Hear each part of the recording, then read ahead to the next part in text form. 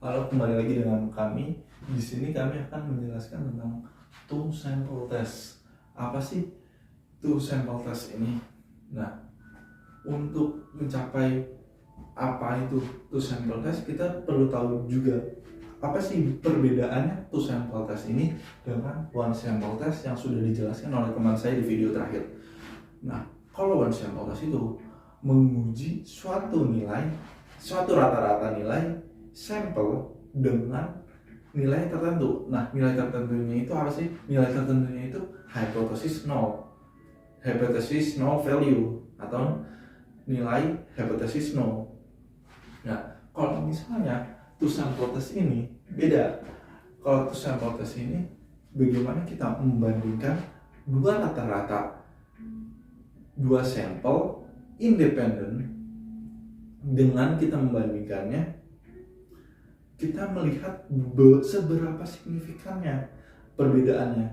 Nah, di sini dinotasikan two sample test ini dengan rumus X bar 1 min X bar 2 dikurangi min 1 dikurangi min 2 dibagi akar dari varians gabungan dikali dengan 1/, sampel 1 plus 1/, sampel 2.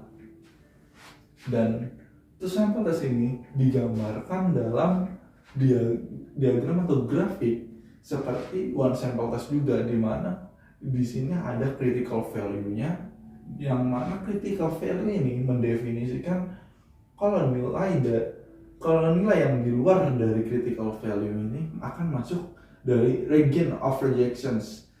Nah, nilai di luar dari critical value ini maksudnya yaitu lebih dari critical value atau kurang dari critical value. Sedangkan yang ada di dalamnya, di antara critical value ini, ada masuk ke dalam region of non-rejections.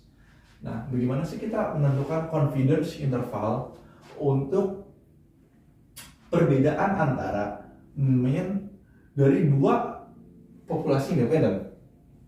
Nah, di sini kita bisa dinotasikan dalam X bar 1 min X bar 2 plus minus T significant value dibagi 2. Nah, apa sih significant value ini? Significant value ini ya critical value ini dia merepresentasikan batas untuk masuk dari rejections atau non-rejections region.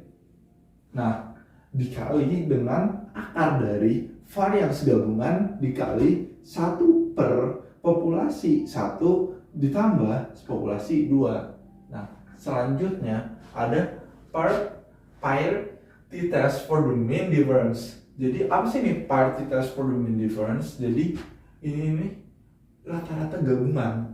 Jadi dinotasikan dalam t-stat akan sama dengan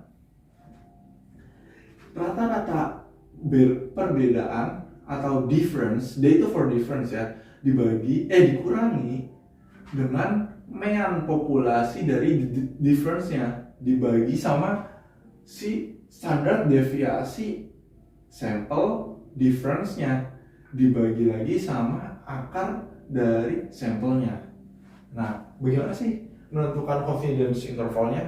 Nah, confidence intervalnya dinotasikan dalam si rata-rata difference-nya plus minus T significant value dibagi 2 dikali sama si standard deviasi difference dibagi sama populasi akar dari populasi. Nah, selanjutnya itu ada z-test for the difference between two proportions. Jadi apa sih maksudnya? Jadi di sini itu rumus ini nih menjelaskan tentang kita melakukan z-test dari dua proporsi suatu populasi. Nah, di sini ini didefinisikan dalam P1 dikurangi P2 atau proporsi sampel dikurangi proporsi sampel. Proporsi sampel 1 dikurangi proporsi sampel 2 dikurangi proporsi populasi 1 dikurangi proporsi populasi 2 dibagi akar P dikali 1 min rata-rata P dikali dengan 1 per populasi 1 ditambah 1 per populasi 2. Bagaimana sih menentukan confidence intervalnya? Sebenarnya dari banyaknya confidence interval ini, mereka itu mempunyai pola yang sama, di mana satu parameter kayak yang kita lihat ini, parameter P1 min P2 akan plus minus Z value atau T value kayak ini. Parameter dari difference main itu plus minus dengan T value, dan ini juga kayak parameter dari perbedaan ini nih, si rata-rata X1 min X2 plus minus dengan T value akan dikali dengan si pembaginya, yang mana pembaginya itu ada ini, pembaginya ada ini, dan pembaginya itu ini.